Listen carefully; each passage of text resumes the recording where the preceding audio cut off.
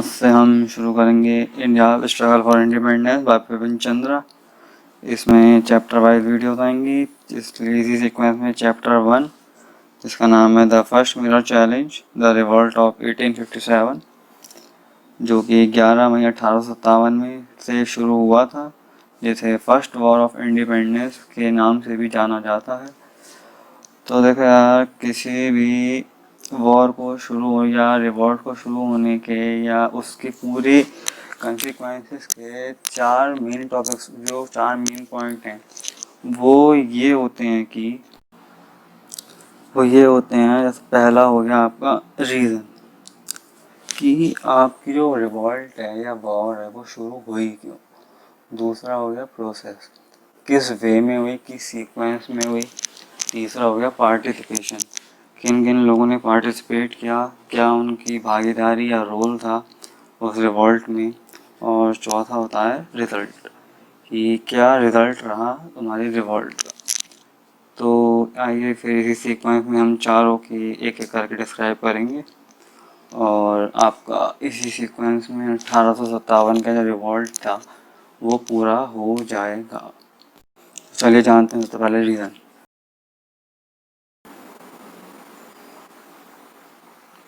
Revolt हुई क्यों।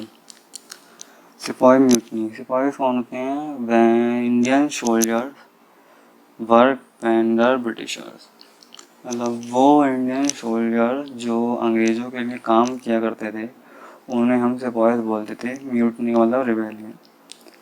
तो इसमें देखो यार, ब्रिटिशर्स हमारे इंडिया में 1606 में ही आ गए थे, जो पहला ब्रिटिशर आया था। और तब से लेके जो रिवॉल्ट हुई थी 1857 में, तो इसमें 151 साल का जो गैप है जितना भी है, तो उसके लिए उस बीच में हमारे सिपाही थे, जो हमारे इंडियंस थे, उन्होंने बहुत सहा है। तो उन्हीं के कुछ रीजंस के बेसिस पे ये रिवॉल्ट हुई थी। उनमें से कुछ बेसिक जो रीज़न है वो आपको बता रहा हूँ। वो है पहला, डॉक्ट्राइन ऑफ लेब्स। जो डॉक्ट्राइन ऑफ लेब्स था वो इंट्रोड्यूस किसने किया था? लॉर्ड डलहौजी। जी हाँ, ये वही डलहौजी है जहाँ हम हिल स्टेशन पे घूमने जाते हैं। तो डॉक्ट्राइन ऑफ लेब्स में क्या होता था? इसमें ये होता था, जैसे मान लीजिए किसी भी राज्य है या आपका कोई भी किसी भी राज्य है, तो उस राज्य के राजा का अगर कोई अपना पुत्र नहीं है तो वो किसी और को वहाँ का साम्राज्य नहीं सौंप सकता था, या वो ऐसा नहीं कर सकता कि कोई चाइल्ड अपने अडॉप्ट कर ले और फिर उसे राजा बना दे। नहीं, ऐसा नहीं हो सकता था। तो वहाँ पे क्या होता था, जैसे मान ली किसी भी राज्य में ऐसा हुआ तो उस पूरे राज्य को ब्रिटिशर्स अपने अंडर ले लेते थे। तो जैसा ये डॉक्ट्राइन ऑफ लेब्स रानी लक्ष्मीबाई पे अप्लाई हुआ था, ऐसी इसी दूसरे सीक्वेंस है एनेक्सेशन ऑफ अवध।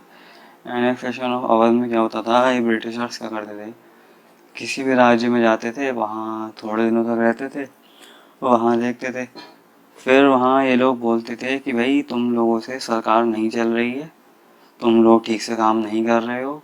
फिर उन्हें वहाँ से हटा दिया जाता था और वो फिर वही जगह खुद राज्य अपना ऑक्यूपाई कर लेते थे। तो ऐसा अवध में हुआ था। एनेक्सेशन ऑफ अवध अच्छा टॉपिक है। और जो तीसरा पॉइंट है वो है disrespect of Bahadur Shah two. Bahadur Shah two जो था वो मुगलों का आखिरी राजा था। तो उस टाइम मुगल राज करते थे, तो हुआ क्या था, ये मुगलों का आखिरी राजा था। और क्या नाम है, बहादुर शाह टू। तो वहाँ जो इंडियंस थे और जो मुस्लिम कम्युनिटी थी वो इसे ही अपना राजा एक तरीके से मानती थी, कि हाँ भाई ये हमारा राजा है जो आखिरी था, तो ये हमारा मतलब, तो उसका निरादर किया करते थे। तो एक पॉइंट ये भी है। और चौथा है, जितना भी ये लोग टैक्स वगैरह यहाँ से कमाते थे इंडिया से, वो ये सब लोग इंग्लैंड भेज दिया करते थे। अगर एक होता है जैसे तुम टैक्स कमा रहे हो, सही है, तो उसी कंट्री के वेलफेयर में नहीं लगाते थे। जैसे इंडिया से टैक्स ले रहे हैं ये, तो वो सारा टैक्स जो था वो इंग्लैंड भेज दिया करते थे और लगातार टैक्स बढ़ाते रहते थे धीरे धीरे। और जो और एक अच्छा पॉइंट जो है वो है बीफ का। तो ये लोग क्या करते थे, ब्रिटिशर्स जो हिंदू होते थे, जैसे हिंदू है उनके लिए गाय जो है वो सबसे अधिक प्रिय मानी गई है। तो ये लोग ऐसी खबर फैली थी कि इनकी जो राइफल्स वगैरह है कुछ चीज़ों में ये लोग गाय के मांस का यूज़ कर रहे हैं, जिससे हिंदू के सेंटिमेंट्स को बहुत ज़्यादा चोट पहुंची थी। और इन लोगों ने क्या करा था, जो नाना cancel the pension of Nana Sahib, तो नाना साहिब की पेंशन कैंसिल कर देते। तो नाना साहब कौन थे, नाना साहब जो आप वो थे आखिरी पेशवा, और इन्हें पूना से भेज दिया गया था वापस कानपुर में। तो इनके साथ भी इन्होंने मतलब बिल्कुल भी अच्छा नहीं किया। और इनका एक पॉइंट था, ये लोग क्या करते थे, लोगों को रिलीजन के बेसिस में डिवाइड करना चाहते थे, जैसे भाई तुम हिंदू हो, तुम मुस्लिम हो। तो हाँ, इनका ये टॉपिक अधिक ये अब से ही नहीं, बहुत टाइम से और एंड तक अंग्रेजों ने यही चाहा कि जो इंडिया के लोग हैं, इंडियंस हैं, इनमें यूनिटी बहुत है, तो यहाँ के लोगों को किसी तरह से डिवाइड करो। और ये लोग क्या करते थे, अपने प्रोमिस तोड़ते थे। जैसे मान लो भाई इन्होंने तुमसे कुछ काम करवाए थे, इन्होंने कहा भाई चलो मैं तुम्हें इतने रुपए दे दूंगा, या तुम्हारा ये काम करवा दूंगा। तो ये लोग क्या करते थे, पहले वादा करते थे फिर उसे पूरा नहीं करते थे। तो ये कुछ रीजंस हैं जो आप जब आप खुद पढ़ेंगे उसमें बुक में तो आपको आराम से समझ में आ जाएगा, आपको कोई दिक्कत नहीं होगी। और भी बहुत सारे रीजंस थे, बट हाँ मेन जो हैं वो यही हैं। आइए अब देखते हैं प्रोसेस एंड पार्टिसिपेशन, कि वहाँ के लोगों का क्या प्रोसेस, जिस रिवॉल्ट का प्रोसेस क्या रहा और किन किन लोगों ने पार्टिसिपेट किया। तो इसी बीच क्या हुआ था, 1857 में जब ये रिवॉल्ट शुरू हुई थी 11 मई 1857 को, तो मार्च के टाइम क्या हुआ, मंगल पांडे इन्होंने अपने एक मेजर को शॉट कर दिया था, मतलब मार उसे जान से मार दिया था, और इनके साथियों को, बहुत सारे लोगों को, फिर जिन्होंने भी आवाज़ उठाई उन्हें भी फांसी पे चढ़ा दिया जाता था। अब हम शुरू कर रहे हैं सेकंड, प्रोसेस एंड पार्टिसिपेशन। तो प्रोसेस में देखो यार, सबसे पहले रिवॉल्ट शुरू हुई थी मेरठ से। जब 11 मई की सुबह सुबह, जब दिल्ली उठी भी नहीं थी, तो सिपाहीज ने 11 मई की सुबह सुबह मेरठ से चलना शुरू कर दिया था, बहुत सारे लोगों ने दिल्ली की तरफ। और दिल्ली की तरफ जाते हुए जितने भी इंग्लिश मैन्स मिले रास्ते में या जिन्होंने उन्हें रोका, उन सबको उन्होंने मार दिया सिपाही ने, इंग्लिश मैन्स को। बहुत सारे अफसर मरे उसमें, टूट फूट हुई, और वो आके अपना दिल्ली आ गए सारे सिपाही, बहुत सारे लोग मरे। और उन्होंने आके दिल्ली हड़प ली, मतलब दिल्ली कैप्चर कर ली, जो कि अंग्रेजों के राज में थी। और मैंने आपको बताया था अभी, बहादुर शाह टू जो मुगलों का आखिरी राजा था, उसे अपना शहंशाह हिंदुस्तान घोषित कर दिया था ऑफिशियली। ठीक है, वो अभी अनऑफिशियल था, जितना मतलब हम लोग मानते थे, लेकिन हाँ अभी तक डिक्लेयर नहीं था। अब इन्होंने क्या करा, उसे शहंशाह हिंदुस्तान घोषित कर दिया। इसके बाद क्या हुआ, इस इंसिडेंट के बाद बहुत सारी जगह ये रिवॉल्ट फैली, मतलब इस लोग तो जितनी भी रिवॉल्ट फैली थी जिस जगह, वहाँ पे उनमें से कुछ जगह हैं जिनके मैं आपको नाम बताना चाहता हूँ और उनके लोग। उसमें से पहला है कानपुर, जहाँ नाना साहब जो कि पूना से भगाए गए थे कानपुर में, जो कि हमारे उनके लास्ट पेशवा थे, आखिरी पेशवा थे। बरेली में खान बहादुर, बिहार में कुंवर सिंह, झांसी में रानी लक्ष्मीबाई, फैजाबाद में मौलवी अहमद, फैजाबाद में मोहम्मद मौलवी अहमदुल्ला। रानी लक्ष्मीबाई और उनका रोल काफ़ी अच्छा रहा था बाकियों के मुकाबले। तो इन लोगों ने क्या करा था, इन लोगों ने जितने भी नाना साहेब खान बहादुर वगैरह थे, इन लोगों ने अपने अपने एरिया में ये सिपाहीज को ज्वाइन कर लिया था। मतलब ये क्या होता है, इन लोगों को लीडर बनाया गया था एक तरह से अपने एरिया का, और इनके अंडर जितने भी लोग जुड़ना चाहते थे वो सब सिपाहीज में आ जाते थे। और इन सब ने अपने अपने स्तर पे अपने अपने एरिया में युद्ध लड़ा, जिसमें से अधिकतर लोग जो हैं वो हारे, वो हम देखेंगे रिजल्ट में। तो यही लोगों का पार्टिसिपेशन था। और अब जब आप बुक्स में पढ़ेंगे तो जब आपको इन सबका एक एक पैराग्राफ में सबका अपना अपना रोल दिया हुआ है, वैसे तो काफ़ी बहुत बड़ा रोल है, इसे तो समझा, इनके एक एक के रोलों को समझाने में 2.5-3 घंटे लग जाएंगे।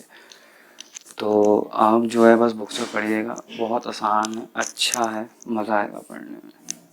देखो दोस्तों, ये मत सोचिएगा मैं आपको बिल्कुल शॉर्ट में पढ़ा रहा हूँ, बस मेरा मेन मोटिव ये है, आप ये वीडियो देखने के बाद जब खुद से बुक का पहला चैप्टर पढ़ेंगे तो आपको ये नहीं होगा यार ये समझ में नहीं आ रहा, ये नहीं हो रहा, आपका पूरा बेसिक्स क्लियर होगा।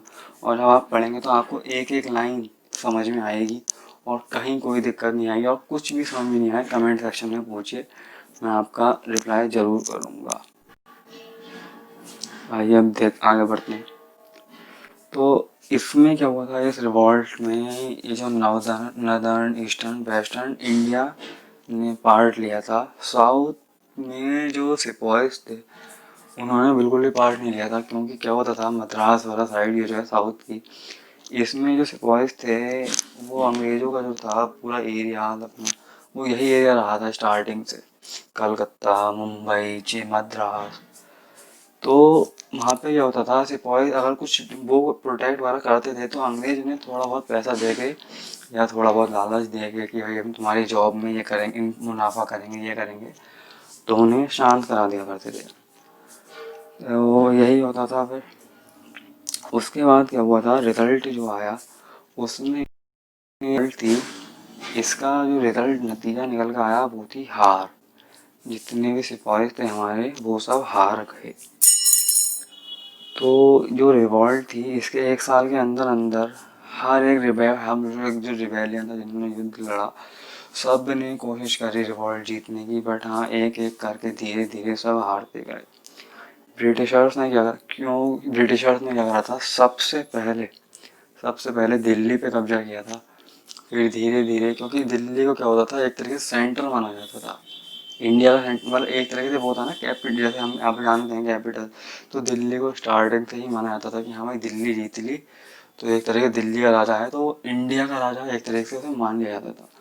तो ब्रिटिशर्स ने सबसे पहले दिल्ली जीत ली, फिर धीरे धीरे धीरे धीरे इन्होंने बाकी जितने भी राज्य थे वो सब भी जीत लिए। तो इसमें क्या हुआ, इसमें कुछ रीजंस थे जिसकी वजह से हम लोग ये जो थी बैटल हारे।